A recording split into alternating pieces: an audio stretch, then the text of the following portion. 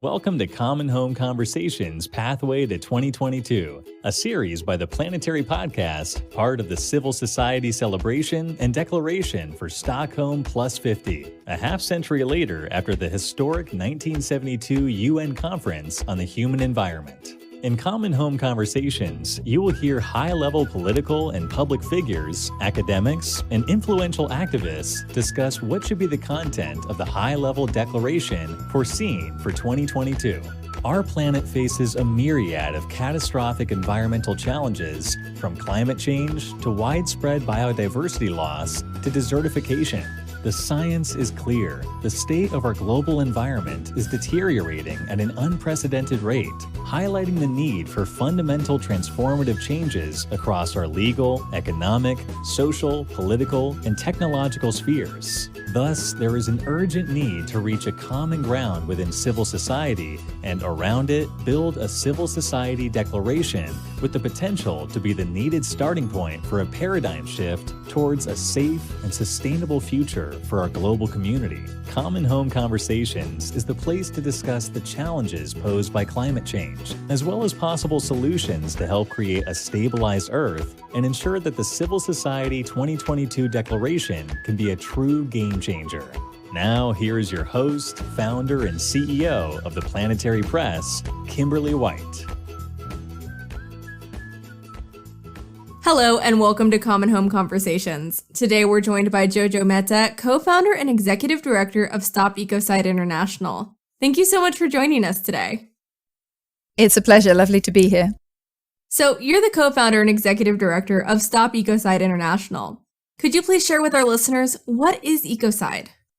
Ecocide is broadly understood to mean mass damage and destruction of ecosystems. In other words, serious harm to nature. And our campaign exists to promote and sort of progress the criminalisation of ecocide, making it a crime at the international level. So when did ecocide first enter into environmental law discussions, and when did your organization first get started?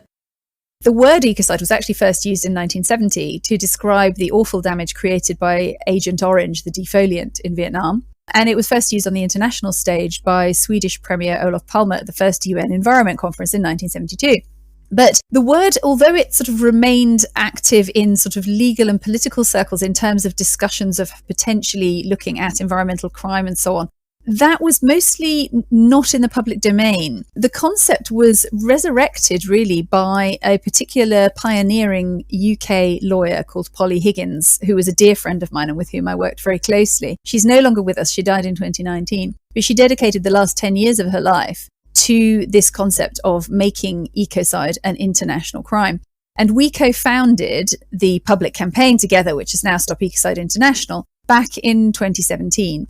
At the time, we thought we were doing it in order to raise funds, in order to crowdfund, essentially, for the diplomatic work of moving this forward at the International Criminal Court. What we've actually realized over time, and our growing teams are aware of now, is that where we have teams on the ground, and we actually have teams or associate groups in about 17 or 18 countries now, where those conversations are happening at grassroots level, we find it is also then landing in the political conversation as well. So we're very concretely seeing that the growth of the campaign has had a very direct impact on the work at the top level. Excellent. So can you share some examples of ecocide that we're currently facing? I suppose the idea of ecocide as a crime is to encapsulate the most serious environmental damages, because as we know, much of our economy is ultimately based on using the environment as a resource and creating some levels of damage. But ecocide aims at those really large harms that could be put into the sort of atrocity bracket of international crimes. So perhaps serious levels of deforestation, serious industrial incidents that could have been prevented had proper safety protocols been followed. I mean, I'm thinking of things like Deepwater Horizon or Fukushima, or, incidents like this, which, have huge impact. Potentially, one could be looking at situations like the pollution levels in the Niger Delta, which have effectively been, ecocidal now for some decades. And, that's been very interesting in terms of recent legal cases, looking at where can blame be ascribed for these things. So, yeah, those are just a sort of a few examples of the kinds of things that, that ecocide might refer to. Now, exactly who would be held accountable? Would it be governments or corporations? The thing with ecocide as a crime is that when we're looking at an international crime, we are looking at individual responsibility and being able to point a finger effectively and say that decision there is likely to lead to really severe environmental destruction, or potentially, severe damage to a large population or those kinds of things via environmental damage. So I would sort of emphasize that at the International Criminal Court, we are talking about individual responsibility. So you wouldn't be holding a government to account or a corporation to account. You would be holding a government minister to account, or at the head of a corporation, for example. And actually that brings me to a really key point around this whole movement, because, and it is now a growing global movement, and that is that the serious damage that we've seen taking place around the world, which has ultimately led us to the climate and ecological crisis that we're in, where we've seen these things happening, they often take place either with impunity, take place legally, or they take place, where a corporation might get a slap on the wrist or a small fine, or sometimes even a really big fine. But the point is, what that does not lead to is a change in practice. And that is what a criminal law potentially has the power to provoke, is a change in practice and actually changing behavior. Because if you're the CEO or, the project manager or whatever it is, the highest sort of point, if you like, of making decisions on a certain project, and you can see, or the knowledge is in the public domain, or it should be certainly within your knowledge, that the decision that you make could lead to severe environmental damage, then you're going to be thinking, hang on a minute, my freedom could be on the line here. And therefore, I'm going to think very carefully about this decision that I make. And it may even mean that the project doesn't get off the drawing board because it potentially could head in that direction. I think it's interesting to think in this context, and this again just sort of underlines the power of it being a criminal law, is that, you're not going to find a company wondering whether they could almost, but not quite, kill a few hundred people, which is the approach that is often taken towards regulation. We can spill this many toxins, but not that many toxins. In other words, what can we get away with? Whereas once you make something a crime, once you put it in that criminal sphere, it does become more equivalent to, you're not going to say, how do I almost kill a whole bunch of people? You're going to say, well, actually, I'm not going to go in that direction because that might kill people. I'm going to go in a different direction. And that is the potential power of creating this individual level of criminal responsibility at the highest level. That's an excellent way of putting it. Now, how many countries so far have criminalized ecocide within their legal systems or are in discussions about it? There are 10 countries that have had ecocide or something very similar to it within their penal codes for some years. Most of them are actually ex-Soviet countries in Eastern Europe that based those laws on the draft code that later became the Rome Statute of the International Criminal Court, which is the document that we're ultimately trying to amend with our campaign. But what we can say is that those particular crimes have not really been utilized in those countries. I mean, one could speculate as to why. I mean, potentially some more basic issues like rule of law or corruption or various other issues have obviously been problematic in some of those areas. However, in terms of the more recent developments and taking environmental crime seriously and approaching it from the perspective of what we're trying to do with this campaign, France is so far the only country to actually legislate and have the word ecocide sort of added to their law. And in a very recent, literally weeks ago, the climate and resilience law that was passed there. But that brings up a very interesting further discussion, which is that the word ecocide as used in that law doesn't really refer to what we refer to when we say ecocide, and indeed what the French citizens, when they called for that law, were referring to. What it's been used to refer to is a kind of serious pollution event, but potentially a local one. And effectively, it's the kind of crime that could or almost really could be covered by a European directive that was put in place over 10 years ago. So effectively, what's happened is it's been watered down in order to get into the French legislation.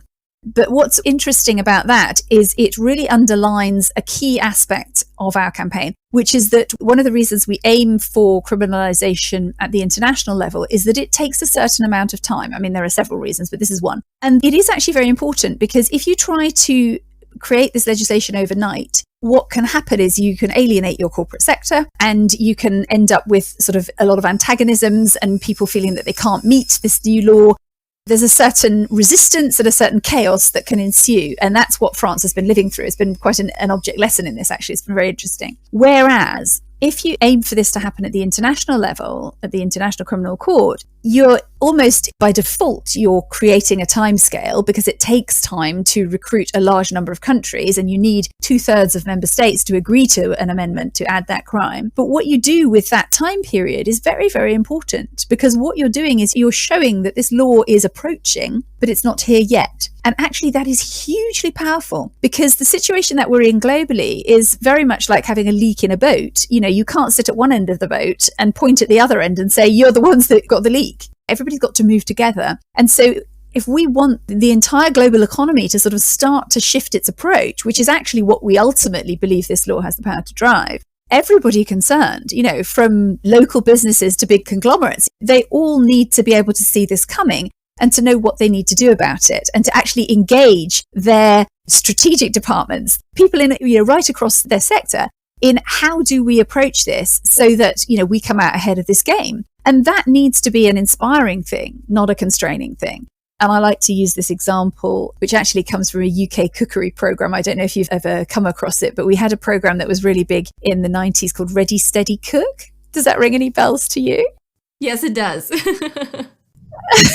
And we loved that. I mean, the UK went mad for this. And it was, you know, you'd have these chefs on the program and they would be given a time limit and they would be given a set of ingredients, and they didn't know in advance what ingredients they were going to be given. But the point is, they were given a set of parameters, and within that time, they had to create their most beautiful dish. That is the way we want the corporate world, the political world. This is how we want everybody looking at this. Here comes a parameter that we're going to have to deal with, and it's going to kick in at this point in the future. We may not know exactly what the point is, but within a few years. And so, you know, your beautiful ingredients are the expertise that you have around your own industry. It's like, how do those things measure up? One beautiful example is an energy company, I believe, from Norway. They were one of the biggest oil and gas companies in Norway, and they transformed themselves into the biggest renewable energy company in that country. And so effectively, they were in the energy industry, right? All they did was change the material facts of what they were producing, but all the rest of the structure was already there. There is huge potential where people can see that there are particular parameters. You could think of it almost as a health and safety law. How do we comply with this new health and safety regulation for the planet, you know, that is actually a criminal law? And how do we approach that? The other part of your question was about who's discussing it now. So parliamentary motions, resolutions, or proposals of law have been submitted in Belgium, Portugal, Sweden, Brazil, France, Bolivia, Bangladesh, the UK, and Chile. So that's quite a number. I mean, to varying degrees of success and in various degrees of process, if you like. And there are also at least 8 ICC, International Criminal Court, member states who have recorded some kind of interest publicly in an amendment to the Rome Statute. And those are Vanuatu, the Maldives, France, Belgium, Finland, Spain, Canada, and Luxembourg. So as you can see, there's quite a lot of countries already discussing this. And we can certainly say that there are more who are discussing it behind closed doors. But obviously, we can't say anything about that until they do. And I think also it's worth saying that, you know, some of the really key global figures like Pope Francis, like Antonio Guterres, the UN Secretary General, like Frans Timmermans, the Vice President of the European Commission. So these figures are vocally expressing interest and or strong support for the whole move towards criminalising ecocide, which is very encouraging. That is very encouraging. And it's great to hear how many countries are currently discussing it and working towards that. I'm really looking forward to seeing more step up, especially after the IPCC report, which we'll talk about more in a few minutes. Now, currently there are 4 crimes listed under the Rome Statute of the International Criminal Court: genocide, crimes against humanity, war crimes, and crimes of aggression. Ecocide was initially considered by the ICC in 1998, but was removed from the drafting process of the Rome Statute. Why should ecocide be listed alongside crimes such as genocide? Yeah, this is a really good question. And we do sometimes have people actually saying to us, you know, how can you possibly say that ecocide is as bad as genocide? But we do strongly believe that the International Criminal Court is where this crime belongs. To specifically address the genocide question, I think what's interesting here is one has to separate the intention from the consequence. Because at the level of intention, genocide is indeed the most heinous crime one could think of. Somebody has to actually intend to destroy a people in whole or in part. And that's massive. I mean, it's unbelievably atrocious. Most ecocide happens as a collateral damage to making money or, you know, growing food or whatever it is. But when you look at the consequences, then you really start to see why ecocide needs to be at the level of an international atrocity crime. Because effectively, if we continue with the levels of ecosystem destruction that our culture has developed over the last few decades, we're not just looking at a part of a people being destroyed. We're actually looking at the end of human civilization as we know it, because without healthy ecosystems, we simply can't survive. And we certainly can't, support large cities and all of this. Plus, of course, ecocide is ultimately a root cause of the climate crisis, which the climate crisis is essentially a symptom of decades upon decades of ecocide. We can reduce emissions as much as we like, but if we carry on destroying ecosystems, we're kind of going to find ourselves continually in the same position.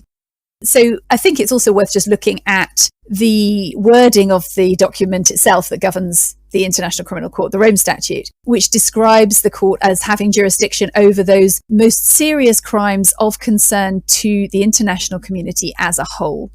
Now, I think nobody can deny that the global challenge facing us right now is the climate and ecological crisis. So to say that ecocide doesn't belong at that level is a nonsense now. It's become very clear that the sort of ever more apocalyptically visible consequences of ecocide are telling us very, very surely that this is a crime that should be up there amongst the crimes of most serious concern to humanity as a whole. Absolutely. And the recent reports from the World Bank and the Code Red IPCC report continue to say how interconnected we are with nature. And we've been hearing that same message from Indigenous communities for hundreds of years. We are totally dependent upon nature for our survival, for our well-being, for our economic prosperity. We cannot continue on with business as usual. We're at a point now where, as the UN Secretary General said, the alarm bells are deafening. We need to protect these ecosystems that are so vital to us, or we will hit a point of no return. I think you're right. I think the warning signals have been there for an awfully long time, as you say, from Indigenous communities, but more recently from the scientific community, and also, indeed, from the corporates themselves. But in the case of the oil and gas companies, they've been trying to sort of cover up that information that they've discovered. So the IPCC report that came out this week is, in fact, it was interesting. Somebody asked me in an interview earlier today, how did you feel when that report came out? And I have to say, it's going to sound weird, but on one level, I felt a kind of relief, because it felt like finally this kind of globally accepted body is telling it like it is actually being clear and stark about what has happened, what's likely to happen. It's terrifying, of course, but it's very hard to really tackle a problem head on unless you can see what that problem is. So I think that it's actually really important that these reports are coming out. And I'm really sympathetic and, I have huge empathy for the kind of panic that can create in people. But at the same time, one of the things that sort of psychological research has really shown around, climate anxiety and environmental anxiety over the last couple of years is that taking action is the best cure, or is the best way to ameliorate how you feel about what's going on in the world. And sort of the sense of disempowerment is actually perhaps one of the biggest obstacles that we face. Absolutely. And while the IPCC report did provide that stark warning to our global community, I think it also offered a little bit of a glimmer of hope, especially for those of us who work in this field, because we still do have that chance of meeting the Paris Agreement target of limiting temperature rise to 1.5 degrees. But it will require urgent and concrete action and substantial and sustained reductions of carbon dioxide. And with less than 30 days now until COP26, the UN and the UK government have been saying that they want this to be the most ambitious and inclusive climate talk in the history of the COP conference. But for that to happen, governments and world leaders need to take notice of this landmark assessment from the IPCC and enhance their nation's nationally determined contributions accordingly. The writing's on the wall.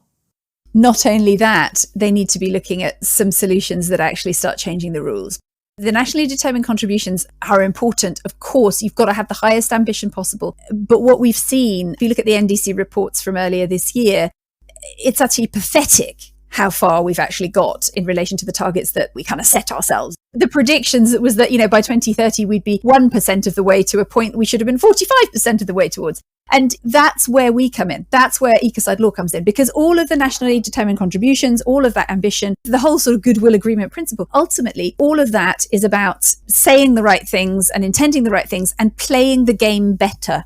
And actually, the problem is the game. We need to change the rules of the game. That's something that Greta Thunberg said very clearly a couple of years ago, and Polly Higgins used to say it too. The difference with bringing in a criminal law is that you're actually changing the ground rules. You're not just changing the way the game is played. And a good way to illustrate this is by looking at, and this is an example from a year ago now, which was big multinational company Siemens from Germany was getting a lot of flack for supporting the activities of a coal mine in Australia in terms of something they were providing for them. And the CEO wrote a really interesting sort of essay, a sort of response in the press. And what he said was that his company, Siemens, were doing huge amounts to meet their sustainability goals, to move all of their activities towards more sustainable practices. And they were doing, they were really quite far ahead in their field. And, of course, lots of companies would say this. But what he said was that they were nonetheless bound by existing contracts and fiduciary duties, so that effectively they were beholden to the shareholders to do what they had agreed to do within what was lawful. And that's the key phrase. So if the laws within the framework of which those fiduciary duties are being carried out, if those frameworks change, then so do the duties. And so what that means is that instead of a CEO just having to think about how do I go about my next project without killing people, they have to think, how do I go about my next project without killing people and without destroying the environment? It just becomes one of those ground rules. The interesting thing about ecocide law, we like to think of it almost as a kind of acupunctural intervention. It's very precise. It's very strategic. It's one simple thing. Make ecocide an international crime. Just add it to this document. That simple thing is very doable. It's achievable, and it has huge potential to change practice and to change attitudes. And so the UK government, for example, right now has an incredible opportunity. They've got the presidency of the COP talks. They're going to want to make it successful. They don't want to look like France did it better in 2015. Competitive. But what's interesting also is that this is such a win-win issue. They can be competitive, by being the first on the block, if you like, that sort of thing, by taking up this conversation around ecocide. But it's also collaborative. And that is what is being invited in so many different ways now. It's being invited by the IPCC report, but it's being invited by every global voice on this. We all have to act together. So, we really think that this conversation needs to be a major conversation at the COP talks, because it's not going to be enough to increase ambition. Yes, we need to increase ambition. Yes, we need to adjust the NDCs, but we've got to take some concrete steps that go a bit further and actually start sort of shifting the rules of the game. This is not about fixing everything. Murder's been a crime since time immemorial, but, people still murder people. But can you imagine how many murders would take place if murder wasn't a crime? The point is, the normative is there, and that's what this can actually affect. So although it won't fix everything, without putting some kind of hard stop parameter in place, such as ecocide law, it's hard to see how we can fix anything. Because we carry on talking about emissions reductions and not doing them. We carry on talking about taking steps towards, making practices more sustainable. But it's all kind of baby steps without some kind of more enforceable parameter. A lot of great talk, not enough action. Exactly. Now, your organization started this in 2017. Can you tell us a little bit more about your mission to amend the Rome Statute to include the crime of ecocide, and what have been some of the challenges along the way? We're in an interesting position in that we're kind of situated between the legal developments. And this is where the recently emerged definition of ecocide comes in. We convened a panel of 12 top international criminal and environmental lawyers to spend several months discussing and drafting a legal definition of ecocide that could actually be used by states to take forward at the international level. And that's been a huge milestone and has really somehow brought it into a kind of reality for many, many people. We've already got several governments discussing this, which is very interesting. So there's that. And then obviously that leads on to the political discussion, which much of this actually goes on initially, but behind closed doors. So that sort of growing political traction. And then the third aspect, which is very much where we're visible, is in the public narrative. So being placed in that way is very interesting because we get to kind of see how those influence each other and how we can amplify things. And that's been very useful. And it's been a very interesting place to be in. In terms of the public narrative, as I mentioned earlier about the fact that, where we have conversations on the ground, we see the political progress happening. That's really important because there's an interesting aspect to ecocide as a concept that comes into play here. Ecocide as a word is actually very powerful. Many of us, I think, to be honest, probably pretty much everybody has a sense that nature is being severely damaged in many different ways, whether that's the marine environment, whether that's forests, whether that's climate, there's so many different ways. And this word ecocide brings it all together as this is all serious harm to nature. We see people literally having a kind of a light bulb moment where they kind of go, oh my God, this is all ecocide. As soon as that happens, it's wrong and you want to stop it.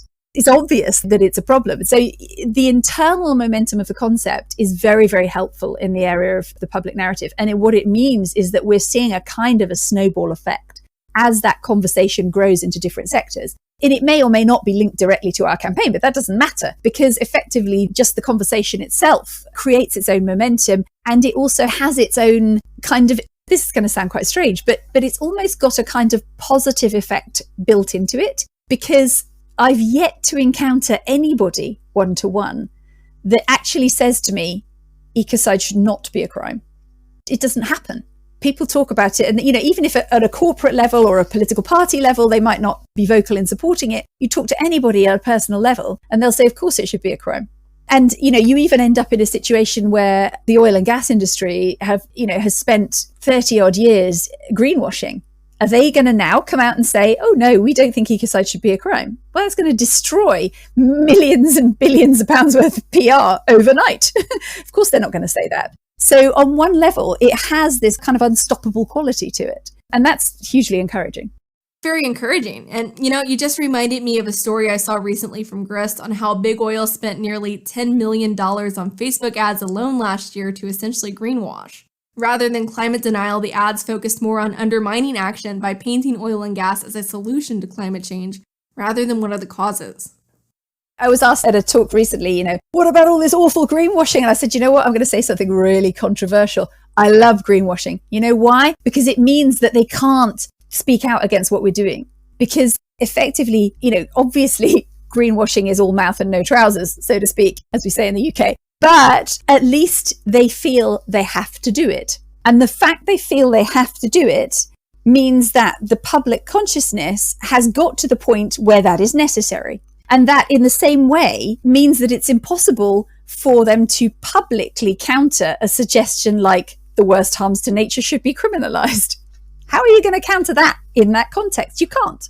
There's something about greenwashing that shows that, okay, it's not there yet by any means. And it's very frustrating when, one thing is being said and something else completely is being done. But 40 years ago, they weren't even saying they were doing anything nice. They were just doing the same nasty stuff and it was still happening. So it shows the direction of travel. On some level, that's all it does, but it shows the direction of travel while at the same time creating a narrative kind of a restriction for them where they have to be positive about the green side of things.